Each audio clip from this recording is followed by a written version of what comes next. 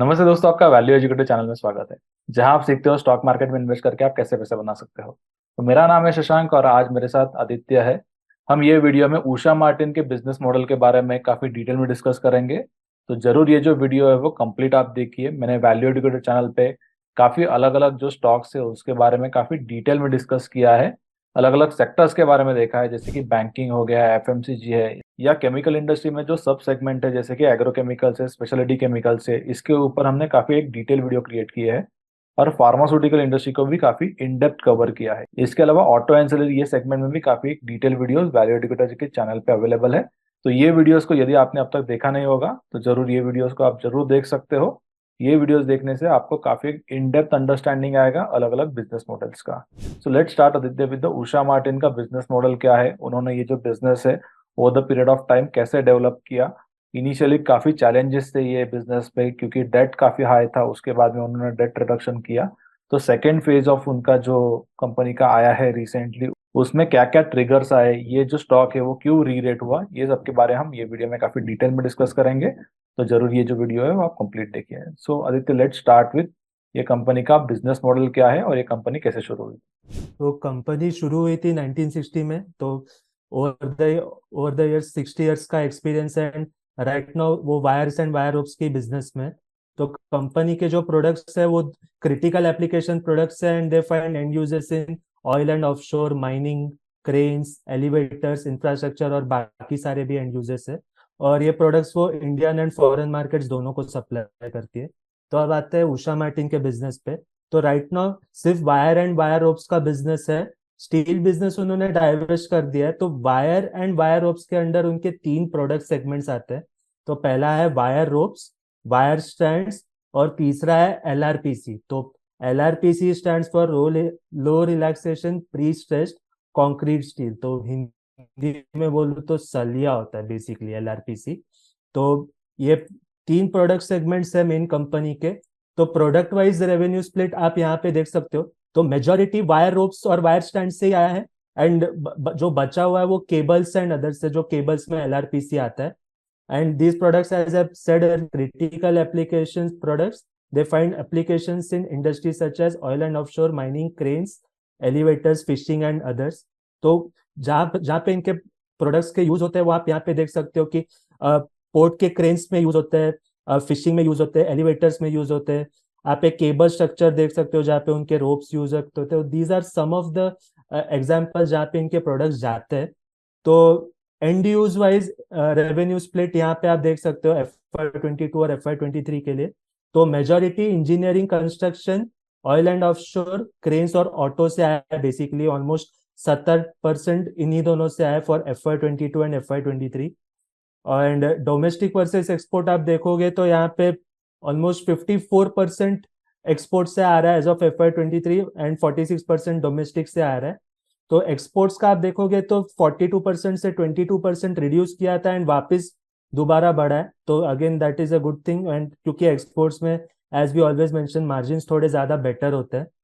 तो अब आते हैं उनके ऑपरेशंस पे।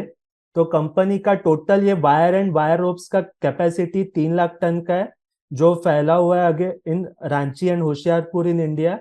ओवरसीज लोकेशंस में थाईलैंड, यूके एंड यूएई। उसकी डिटेल्स आप इस टेबल में देख सकते हो कि रांची की 1,86,000 है, होशियारपुर की 48,000 है, बाकी तीनों लोकेशंस की आप देख सकते हो। तो कंपनी का इसके अलावा एक केबल्स बिजनेस यूनिट है सिलवासा में, जहाँ पे वो लोग optical fibre cables, copper cables and fibre reinforce plastic rods बनाते हैं।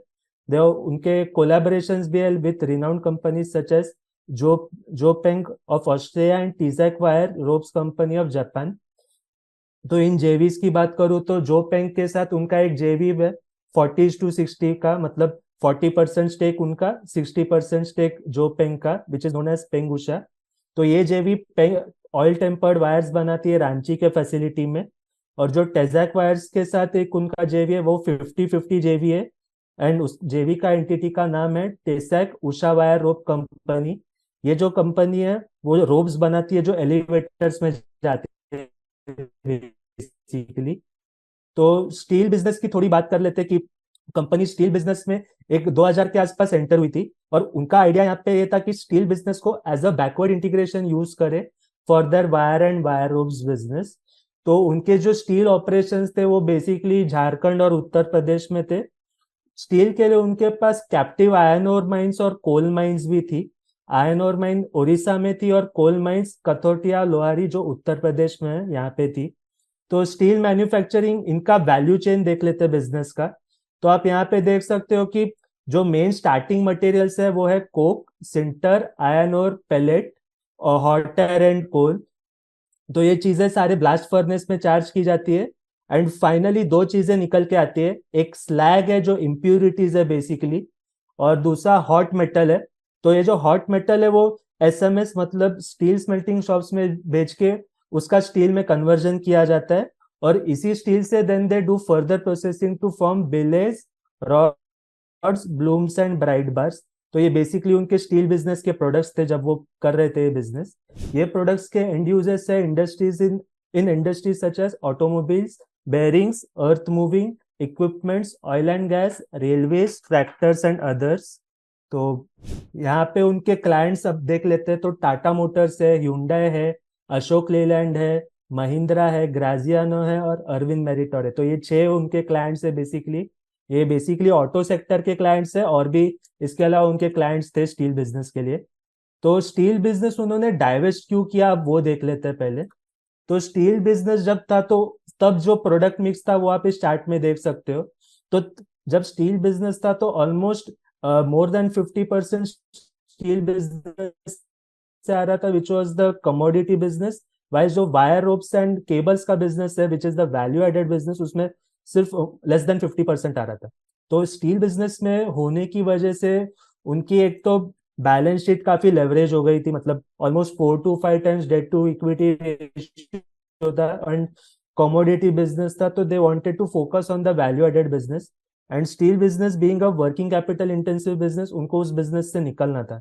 तो eventually they divested their steel and bright bar business to Tata Steel long products which is a subsidiary of Tata Steel for a consideration of 4,500 crore.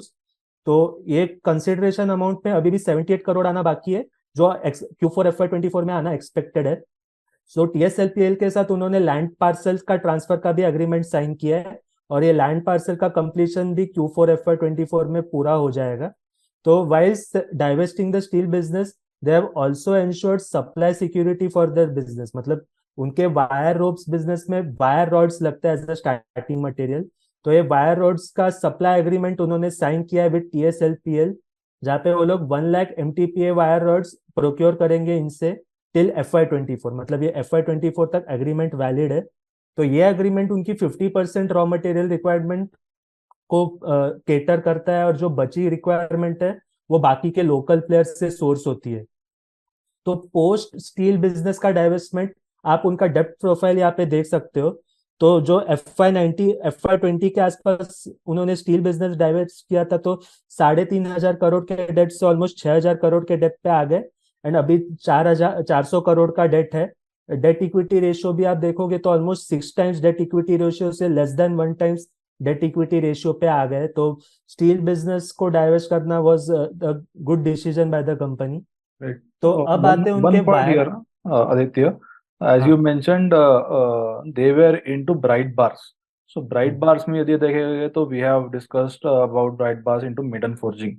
So with hmm, this understanding, we actually can connect the dot between this company and maiden forging. That maiden forging आज जो कर रहा है basically वो एक commodity business है, and जो ये कंपनी भी पहले कुछ पार्ट उसका था प्रॉब्ली 50%, एंड वो डाइवर्स करने के बाद उनके मार्जिन बढ़े हैं, डेट प्रोफाइल जो है वो कम हुई है। सो मैंने जब भी मेडन फोर्जिंग का वीडियो क्रिएट किया था तभी I have made one point that कि सपोज मेडन फोर्जिंग आगे जाके कुछ फॉरवर्ड इंटीग्रेट करती है और एक्चुअल में कुछ वैल्यू एडेड प्रोडक्ट्स में जाती है, देन ओनली यहाँ पर मार्जिन जो है वो बेटर आ सकते हैं एंड वैल्यूएशंस यहाँ पर बेटर मिल सकते हैं। यदि आप उषा मार्टिन के करंट के वैल्यूएशंस देखोगे तो प्रोबेबली स्टॉक जो है वो 25 पी के आसपास ट्रेड करता है, बट मेडन फोर्जिंग जैसे जो स्टॉक है वो प्रॉब्ली 10-12 पी के आसपास ट्रेड करता है, बिकॉज वो एक्चुअल में कमोडिटी प्रोडक्ट्स है। तो this is the differentiation between these two products. Bright bar एक बहुत ही कमोडिटी बेस्ड प्रोडक्ट है जिसमें ज्यादा कोई वैल्यू एडिशंस नहीं है, which Maiden forging is currently doing, and ये कंपनी पहले करती थी। So let's understand more about company का आगे जाके जर्नी क्या था एंड लेट्स अंडरस्टैंड कि ये कंपनी अभी कौन से प्रोडक्ट्स मैन्युफैक्चर कर रही है जो वैल्यू एडेड है, जिसमें मार्जिन भी हमें दिखाई देते हैं कि एक्चुअल में काफी बेटर मार्जिन है कंपेयर टू उनके पहले जो मार्जिन थे। Okay, so currently only wires and wire ropes का बिजनेस है, स्टील बिजनेस डाइवर्स कर चुके हैं, उसके डिटेल्स की भी मैं बात कर चुका हूँ। तो वायर रोप्स कैसे बनते हैं वो जान लेते हैं पहले। तो ये वायर रोप्स बनाने के प्रोसेस में चार मेन स्टेजेस है। एक वायर प्रोडक्शन है, वायर स्टैंडिंग है, हीट ट्रीटमेंट है और कोटिंग है। तो वायर प्रोडक्शन में बेसिकली स्टार्टिंग होती है वायर रॉड से। तो ये वायर रॉड को पहले थोड़ा सरफेस क्लीनिंग किया जाता है ताकि रस्ट और स्केल्स निकले, फिर ताकि ड्राइंग में हेल्प हो सके। ये जो ट्रीटेड वायर रॉड है, it is heated and pass through a series of rollers to obtain steel wires. तो ये steel wires are then cleaned and lubricated. They are brought to the drawing machine to draw the wires to the required diameter and to give mechanical properties as per the specific application. फिर जो wire standing का process है, उसमें ऐसे बहुत सारे individual steel wires को twist किया जाता है स्ट्रैंड बनाने के लिए, और इन्हीं स्ट्रैंड्स को दोबारा ट्विस्ट किया जाता है एक वायर रोप बनाने के लिए। This is the first part of the wire rope formation process. फिर ये वायर रोप्स को इनका हीट ट्रीटमेंट किया जाता है basically to increase strength and durability, and also उनकी बाकी की प्रॉपर्टीज को इम्प्रूव करने के लिए तो हीट ट्रीटमेंट की जाती है। हीट ट्रीटमेंट के बाद कोटिंग की जाती है ताकि कोरोजन प्रिवेंट हो और लाइफ स्पैन भी इंप्रूव हो। तो ये चार मेन स्टेजेस है वायर रोप प्रोडक्शन प्रोसेस के। अब आते हैं उनके बिजनेस पे। तो उनके बिजनेस की के जो तीन मेन प्रोडक्ट्स है मैं दोबारा बता देता हूँ। वायर रोप्स है, वायर स्टैंड्स है, एलआरपीसी है, और उनकी इंडिविजुअल प्रोडक्ट कैपेसिटीज आप यहाँ पे देख सकते हो। तो वायर रोप्स की 1,26,700 है, वायर स्टैंड्स की 97,800 है, एंड एलआरपीसी की आप देख सकते हो। तो इन प्रोडक्ट्स की एप्लीकेशंस है, क्रेन्स में जाती है, माइनिंग में होती है, एलिवेटर के जो रोप्स है आपने देखे होंगे वो, oil and offshore, fishing, general engineering and बाकी भी एप्लीकेशंस है। तो ये जो प्रोडक्ट्स है they have sell it to the distribution network throughout the world. तो उनके 250 distribution centres and channel partners है which are spread across the world as part of the distribution network. They have been able to build a strong brand across the world with the help of their manufacturing capabilities and distribution network. तो some of the projects जहाँ पे company के products use हुए वो आप यहाँ पे देख सकते हो। तो जो सरदार पटेल स्टैचू है गुजरात में, उसमें कंपनी के प्रोडक्ट्स यूज हुए हैं। जो जेपीएमसी चाइना का ब्रिज बना है, जो क्रेन आप देख पा रहे हो, वो क्रेन के जो रोप्स है वो उसमें उषा मार्टिन के रोप्स है। फिर जो रोड वर्ल्ड्स लॉन्गेस्ट ब्रिज का आप देख सकते हो इटली में, अगेन उसमें उषा मार्टिन के रोप्स गए। तो these are some of the marquee projects in which company के प्रोडक्ट्स गए हैं। तो ये जो प्रोडक्ट्स है ये ऐसा नहीं कि एक बार लगाया तो हो गया, इसमें रिप्लेसमेंट का एक साइकिल रहता है। तो जो रिप्लेसमेंट का साइकिल है that also depends on the application. तो the replacement cycles depending on the end use application आप इस टेबल में देख सकते हो। तो जो ऑयल रिग्स है उनके लिए 2 से 6 महीने का रहता है, माइनिंग के लिए 2 से 6 महीने का रहता है, मैरीटाइम एप्लीकेशंस के 12 to 18 months, क्रेन्स के लिए 1 to 4 years, एलिवेटर्स के लिए 3 to 8 years, and suspension bridges के लिए आप 10 to 20 years का रिप्लेसमेंट साइकिल रहता है। तो this is the general replacement cycle for their products, मतलब इसमें तीनों प्रोडक्ट्स इंक्लूडेड है रिप्लेसमेंट साइकिल के इसमें। तो अब इस बिजनेस में उनका परफॉर्मेंस देख लेते हैं in terms of the sales volume and EBITDA per ton. तो in terms of sales volume and EBITDA per ton आप यहाँ पे परफॉर्मेंस देख सकते हो। तो 1 point to note here is, जब उनका स्टील बिजनेस था उनके पास, तो EBITDA per ton overall basis पे it was always in the range of 8 to 10,000 rupees.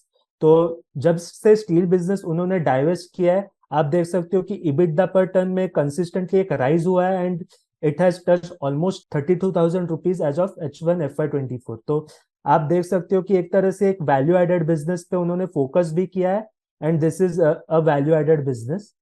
तो वो डायरेक्टली उनके मार्जिन्स में भी दिखता है। Will talk about the margins going ahead. तो since company wire rods use कर रही है, तो wire rod is basically made of steel. तो स्टील प्राइसेस से इनके EBITDA पर टन पे क्या इम्पैक्ट पड़ा है वो आप यहाँ इस चार्ट पे देख सकते हो। तो जैसे जैसे स्टील प्राइसेस बढ़े हैं या घटे हैं, आप देख सकते हो कि EBITDA पर टन वो लोग मोर और लेस मेंटेन कर पाए हैं। मतलब ज्यादा ड्रॉप नहीं हुआ एंड मोर और less it has consistently been on the rise. तो यहाँ पे मेरा कहने का पॉइंट ये है कि इस बिजनेस में जो रॉ मटेरियल का price pass through it is almost हो जाता है, क्योंकि ये एक वैल्यू एडेड प्रोडक्ट है, it is not a commodity product like a normal steel. तो वो आप इस चार्ट से समझ सकते हो कि this chart again reiterates the point कि ये बिजनेस में वैल्यू एडेड प्रोडक्ट्स ये लोग रियली बना रहे हैं। तो अब आते हैं इस बिजनेस के एंट्री बैरियर्स पे। तो मेजर एंट्री बैरियर्स इस बिजनेस में stringent quality standards, strong customer relationships, high switching cost और हाई एसक्यूज। तो ये जो प्रोडक्ट्स मैंने आपको बताया था काफी क्रिटिकल एप्लीकेशन के प्रोडक्ट्स है, एंड इसमें क्वालिटी जरा भी ऊपर नीचे हुई तो एक्सीडेंट्स हो सकते हैं, जाने भी जा सकती है। इसलिए इस बिजनेस में कस्टमर अप्रूवल लाने के लिए भी 3 से 5 साल का टाइम लगता है, कभी उससे ज्यादा भी लग सकता है। जो कस्टमर्स होते हैं they are very specific about the technical specifications and replacement cycles, और इनके जो कॉन्ट्रैक्ट्स है इसमें इंश्योरेंस का भी इनबिल्ट एक क्लॉज रहता है। तो this is the stringent quality standards. customer relationships, they have been able to build strong customer relationships over time as they have been able to supply products as per the required quality specifications and at a cost lower than their competitors. So strong customer relationships उन्होंने build किए by doing this. तो since company products time पे supply कर रही है, quality specifications में भी supply कर रही है, तो जो उनके कस्टमर्स है उनके पास भी ज्यादा इंसेंटिव नहीं रहता to switch to some another vendor, क्योंकि ऐसा अगर वो लोग करते तो they have to go again through that approval cycle जिसमें 3 से 5 साल या ज्यादा चला जाएगा। तो हाई स्विचिंग कॉस्ट आ जाते हैं बिजनेस में। और ये मैंने जैसा एक बताया हाई एसकेयू बिजनेस है, तो कंपनी को काफी सारे एसकेयूज मेंटेन रखने पड़ते हैं उनके क्लाइंट के रिप्लेसमेंट डिमांड को केटर करने के लिए। तो किसी भी नए एंट्रेंट के लिए स्टार्टिंग में इतने हाई एसक्यूज रख पाना आसान नहीं होगा। That's why this business has very huge entry barriers जो अभी हमने कवर किया है। तो अब आते हैं उनके करंट केपेक्स प्लान पे। कंपनी अपने हर प्रोडक्ट सेगमेंट में केपेक्स कर रही है। तो जो वायर रोप्स में they have planned the capex of 310 crore to increase the capacity by 30,000 tons at Ranchi. This capacity is for value added ropes which is expected to come on stream by Q3 FY24। इसके अलावा लोग Thailand में 62 करोड़ का capex कर रहे हैं which is towards enhancing wire drawing, stranding and closing capabilities. तो ये वायर ड्राइंग एंड स्टैंडिंग मैंने प्रोसेस के टाइम बताया था कि ये क्या होता है। तो यहाँ पे एक कैपेसिटी एडिशन ऑफ 3,000 टन का रिजल्ट आ जाएगा एज पर दिस केपेक्स। अब आते हैं उनके एलआरपीसी पे। तो एलआरपीसी पे जो उनकी करंट कैपेसिटी है 72,000 टन की, and most of it is a commodity product. तो कंपनी अभी एक 14,000 टन का प्लास्टिसाइज एलआरपीसी डाल रही है उनके रांची वाले यूनिट में। तो this plasticize LRPC has higher margin than the commodity LRPC products of the company. तो एक पर्सपेक्टिव दू तो ऑलमोस्ट उनके कमोडिटी एलआरपीसी में $500 पर टन का रियलाइजेशन रहता है, एंड जो ये प्लास्टिसाइज एलआरपीसी है उसमें realization can go up to $2,500 per ton. तो काफी इंप्रूव्ड रियलाइजेशन है। ये कैपेसिटी भी Q3 FY24 में आ रही है। अब आते हैं उनके दूसरे कैपेक्स पे जो वायर स्टैंड्स के लिए है। तो जो वायर स्टैंड्स के लिए वो लोग केपेक्स है 167 करोड़ का केपेक्स वो लोग प्लान कर रहे हैं रांची में, जहाँ पे वो लोग 10,000 टन की कैपेसिटी डालेंगे। This capex will begin in FY24 and it will be completed over a period of 18 to 24 months. मतलब FY26 तक मोस्टली ये केपेक्स कंप्लीट हो जाएगा। They are planning to set up a galfan line which is steel coated with a layer of zinc and aluminium. मतलब galvanize steel जो रहता है वो बेसिकली उसमें स्टील पे सिर्फ एक जिंक की कोटिंग रहती है। तो this galfan line has coating of zinc plus aluminium, and this will be majorly used in the making of mining ropes. ये कैपेसिटी के लिए company is in discussions with customers in the European market, and depending on the market demand they may plan to add more capacities going forward. Since steel business उन्होंने divest किया हुआ है तो उससे उनका कैश जनरेशन इंप्रूव हुआ है, operating cash flows improve है, मार्जिन इंप्रूव हुए, ओवरऑल बैलेंस शीट इंप्रूव हुई है। तो उसी वजह से ये जो केपेक्स है ऑलमोस्ट 75 to 80% वो लोग इंटरनल अक्रूवल से फंड कर पाएंगे and the remaining through debt. They expect 2 to 3x asset turns at optimal utilisations over the next 2 years for the overall capex. तो ओवरऑल केपेक्स अमाउंट आप total मारेंगे तो 540 करोड़ का ओवरऑल कैपेक्स है। तो उसपे 2 से 3 2 से 3x एसेट टर्न्स के हिसाब से ऑलमोस्ट 1,000 to 1,600 करोड़ का रेवेन्यू विजिबिलिटी है in the next 2 to 3 years, जो ये इंक्रीमेंटल रेवेन्यू है। FY23 का रेवेन्यू आप देखोगे तो ऑलमोस्ट 3,500 3,300 करोड़ का रेवेन्यू, तो ऑलमोस्ट 5,000 करोड़ के revenues they can touch by FY26। तो उनका हिस्टोरिकल फाइनेंशियल परफॉर्मेंस देख लेते हैं। 2015 to 19 के बीच में they have posted a loss consistently, because steel industry में उस टाइम पे ओवर कैपेसिटी की वजह से स्टील प्राइसेस पे प्रेशर था, प्लस डिमांड में भी स्लो डाउन आ गया था। ऑल्सो उनका जो वायर रोप्स का बिजनेस है, उसमें जो ऑयल एंड गैस इंडस्ट्री है उसमें एक स्लो डाउन आ गया था, जहाँ पे ऑलमोस्ट $200 बिलियन के प्रोजेक्ट्स होल्ड पे रखे गए थे। तो उनका वायर रोप्स बिजनेस भी परफॉर्म नहीं कर पा रहा था उस टाइम पे। तो 2015 to 19 के बीच में उन्होंने कंसिस्टेंटली लॉस पोस्ट किया। एंड 2020 तक जब उन्होंने स्टील बिजनेस डाइवेस्ट किया, तो उसके बाद जो परफॉर्मेंस इंप्रूवमेंट हुई है वो आप देख सकते हो। मार्जिन 11 से 18% बढ़े हैं, प्रॉफिटेबिलिटी भी फिर वो लोग कंसिस्टेंटली पोस्ट कर पा रहे हैं। तो this was their historical financial performance during the steel business and post the steel business। तो कंपनी यहाँ से आगे क्या प्लान कर रही है वो देख लेते हैं। तो wire ropes basically they have higher margins as compare to wire strands and LRPC। तो कंपनी का यहाँ पे प्लान ये है कि LRPC में जो कमोडिटी LRPC है उसमें वो लोग ज्यादा कैपेसिटी एक्सपेंशन नहीं करेंगे, क्योंकि उसमें ऑलरेडी टाटा स्टील और JSW जैसे बड़े प्लेयर्स है और वो लोग बड़ी कैपेसिटीज लेके आ रहे हैं recently. There their plan is to focus more on plasticised and galvanised LRPC which have higher margins than the commodity LRPC। और इसके लिए कंपनी ने मार्केट्स भी एस्टेब्लिश किए इन डोमेस्टिक एंड एक्सपोर्ट्स। तो प्लास्टिसाइज्ड LRPC रिलेटेड वो लोग करंटली कैपेसिटी एक्सपेंशन कर रहे हैं, डिटेल्स मैं बता चुका हूँ। तो ये ग्लोबल मार्केट में they have a 5% market share, और जो ग्लोबली जो टॉप 5 प्लेयर्स है they control almost 15 to 20% of the wire ropes का मार्केट, जिसमें उषा मार्टिन के 25% आते हैं। तो आप देख सकते हो कि इंटरनेशनल मार्केट में ग्रोथ की एक अच्छी अपॉर्चुनिटी है कंपनी के लिए।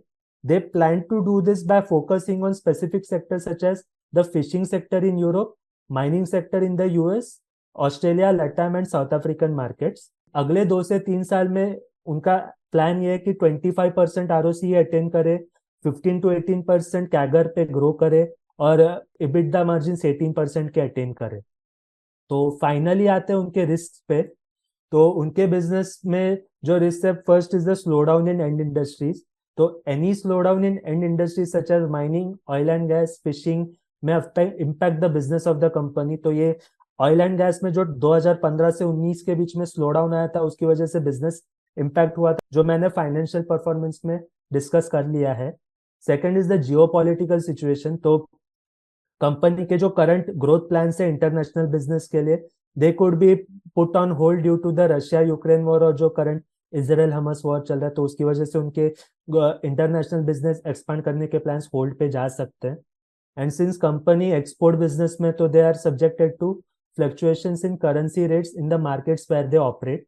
तो these are the risk faced by the business of the company. Right, so ये जो वीडियो है उसमें what are the learnings, first thing is कि what is the capital allocation strategy of the management. Market also rewards the capital allocation और right capital allocation. So we have to find out ऐसी managements की जो अपने business में एक अच्छा capital allocation करते हैं, क्योंकि वो बिजनेस के ग्रोथ के लिए भी बहुत इंपॉर्टेंट है। पहले आप देखोगे तो यही बिजनेस जो है वो लॉस मेकिंग था फ्रॉम 2015 टू 2019, जब भी स्टील साइकिल खराब थी एंड उनका एक मेजर डिवीजन जो था वो स्टील फोकस था। बट बाद में मैनेजमेंट ने आइडेंटिफाई किया कि ये जो बिजनेस है that is not very great business, जिससे अपना एक्चुअल बिजनेस का ग्रोथ हो सके। Unnecessary backward integration is not also very important. इसीलिए you have to focus always on your core business, and वो कोर बिजनेस कुछ स्पेशलिटी होना चाहिए या कुछ नीश या वैल्यू एडेड बिजनेस होना चाहिए। और ऐसे ही बिजनेसेस को इन्वेस्टर्स को आइडेंटिफाई करनी चाहिए, तभी वो वेल्थ क्रिएट होती है। यदि आप देखोगे टाटा स्टील जैसे बिजनेसेस या सेल जैसे बिजनेसेस या JSW जैसे कमोडिटी बिजनेसेस, तो ये जो बिजनेसेस है वो लॉन्ग टर्म के लिए एक सिक्लिकल बिजनेसेस है। 5-6 ईयर्स के लिए साइकिल खराब होती है, उसके बाद में 3-4 साल साइकिल अच्छी होती है, एंड यदि आप ऐसे बिजनेसेस को रॉन्ग टाइम में बाय करते हो देन आपको एक बड़ा लॉस हो सकता है, या प्रोबेबली आपका जो कैपिटल है वो लॉन्ग टर्म के लिए स्टक हो सकता है। सो इसी वजह से it's better that one should look for the shallow cyclical businesses जहां पर cyclicality of the business is bit lesser. ऐसा दुनिया में कोई भी बिजनेस नहीं है जो सिक्लिकल नहीं है, कुछ अमाउंट ऑफ सिक्लिकलिटी होती है। और जहां पर बिजनेसेस में लो सिक्लिकलिटी है वहां पर जनरली अच्छी वेल्थ हम क्रिएट कर सकते हैं, क्योंकि सिक्लिकल्स में इन्वेस्ट करने का भी एक अलग स्ट्रेटजी है, but it is quite difficult compare to थोड़े कम सिक्लिकल बिजनेस में इन्वेस्ट करना। तो ये वीडियो का लर्निंग यही है कि अच्छी मैनेजमेंट को आइडेंटिफाई करो। तो क्वेश्चन ये है कि अच्छी मैनेजमेंट यानी क्या? तो कैपिटल एलोकेशन पे फोकस करो, मैनेजमेंट ने क्या कहा है और क्या वो एग्जीक्यूट कर पाते हैं या नहीं, इस पे फोकस करो। एक्चुअल में उनके नंबर्स देखो, जब भी मैनेजमेंट कुछ गाइडेंस देती है, सपोज 2020 में उन्होंने कुछ गाइडेंस दिया है, तो वो 2022-23 में वो एग्जीक्यूट कर पाते हैं या नहीं, मार्जिन में इंप्रूवमेंट हो पाती है या नहीं, कैपेक्स उन्होंने कंप्लीट किए या नहीं, उससे उनके revenues and final bottom line profitability या एबिटा में रिफ्लेक्शन आता है नहीं। This is nothing but walking the talk. जो मैनेजमेंट कर पा रही है या नहीं, that is a very simple measure by which you can understand the quality of the management. और यही सारी चीजें हम वैल्यू एडुकेटर के माइक्रो कैप क्लब में यहाँ पर ट्रैक करते हैं। हम हमारा माइक्रो कैप क्लब में जो मेजर फोकस है वो अनआइडेंटिफाइड माइक्रो कैप्स पे है, जहां पर जिसको ज्यादा कोई ट्रैक नहीं कर रहा है, ऐसे स्टॉक जो है वो अंडर रिसर्च है। और इसी वजह से मोस्ट ऑफ द टाइम ये जो माइक्रो कैप्स है we try to identify at very early stage, जहां पर वैल्यूएशंस भी काफी अच्छे होते हैं। प्रवेक जैसी जो कंपनी है वो लगभग 150-180 रुपीज पे हमने आइडेंटिफाई की थी। और सेज वन के जो समित वर्तक है उन्होंने, यदि आप देखोगे रिसेंटली लगभग 550-580 रुपीज में बल्क डील्स में यही जो बिजनेस है वो उन्होंने आइडेंटिफाई करके यहाँ पर उन्होंने स्टेक लिया है। So we have to be very early when we want to create a huge wealth in stock market, और वो माइक्रो कैप इन्वेस्टिंग से ही पॉसिबल है। तो माइक्रो कैप्स को राइट आइडेंटिफाई कैसे करना है, यहाँ पर हम हमारा स्कटलबट भी करते हैं, अलग अलग प्लांट्स को विजिट करते हैं। We try to understand more about the business by visiting various factories. वो बिजनेस में क्या कंपटीशन है, क्या कॉम्पिटिटिव स्ट्रक्चर है, कुछ मोड्स है या नहीं, या इसके अलावा उनके सप्लायर्स हो गए, एम्प्लॉयज हो गए, उनके साथ डिस्कस करके we try to understand more and more about this small and micro cap companies, जिससे हमें एक अच्छा इंसाइट मिल सकता है। एंड बाद में वैल्यूएशन सपोज फेवरेबल है देन ये जर्नी में एक अच्छा वेल्थ क्रिएशन पॉसिबल है इन लॉन्ग टर्म। तो ये सारी एक्टिविटीज जो है वो हम हमारे माइक्रो कैप क्लब में करते हैं। ये कोई भी रिकमेंडेशन सर्विस नहीं है या कोई टिप्स या कोई बेसिकली एडवाइजरी सर्विस नहीं है। यूट्यूब पर भी जो सारे वीडियोस मैंने अपलोड किए हैं वहां पर भी कोई रिकमेंडेशन हमने किया नहीं है, कोई एडवाइस नहीं दी है। ये जस्ट हम हमारी लर्निंग शेयर कर रहे हैं सो दैट आप आपका खुद का जो डिसीजन है आपका रिसर्च करके वो ले सकते हो। This is not at all any recommendation और एनी एडवाइस। तो माइक्रो कैप क्लब को यदि आपने अब तक ज्वाइन नहीं किया होगा तो जरूर इसे ज्वाइन कर सकते हो। यदि आप एक हाई क्वालिटी रिसर्च का प्लेटफॉर्म देख रहे हो जिसमें हम अलग अलग मैनेजमेंट्स को होस्ट करते हैं, काफी अलग अलग रिपोर्ट्स लिखे हैं मैंने, बहुत सारी यहाँ पर एक्टिविटीज होती है। हमने कुछ प्लांट विजिट जो है वो क्लब मेंबर्स के साथ भी किए थे, तो इसकी जो डिटेल्स है आप मेरे वेबसाइट पे चेक कर सकते हो। और इसे ज्वाइन नहीं किया होगा तो जरूर ज्वाइन कर सकते हो। और ये आपको उषा मार्टिन का डिटेल वीडियो कैसे लगा जरूर आप मुझे नीचे कमेंट सेक्शन में बताइए। आपको इसके अलावा कुछ स्पेसिफिक स्टॉक्स के ऊपर एक डिटेल वीडियो चाहिए होगे तो जरूर आप वो भी नीचे कमेंट सेक्शन में बता सकते हो। हम ये स्टॉक्स पे रिसर्च करके जरूर हम एक डिटेल वीडियो आपके साथ शेयर कर सकते हैं। और ऐसे डिटेल वीडियोस जो है मोस्टली जो small and micro caps focused होते हैं वो मैं हर सैटरडे को 11 o'clock को पोस्ट करता हूँ। तो जरूर ये जो वीडियोस है वो हर सैटरडे को देखिए 11 o'clock को। ऐसे ही एक डिटेल वीडियो मैं नेक्स्ट सैटरडे को आपके साथ शेयर करूंगा। So let's meet next Saturday at 11 o'clock with the detail video of one of the micro and small size company.